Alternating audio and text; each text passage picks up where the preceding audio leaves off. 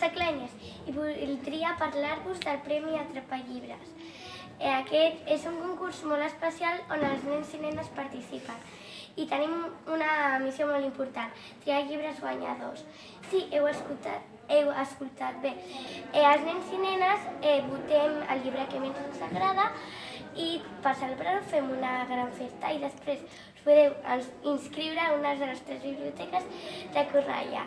I a mi m'agrada molt el llibre sobre patines perquè parla de l'estricta del Nicole, que sempre han sigut amigues tota la vida, però passa una cosa i potser us deixem la intriga.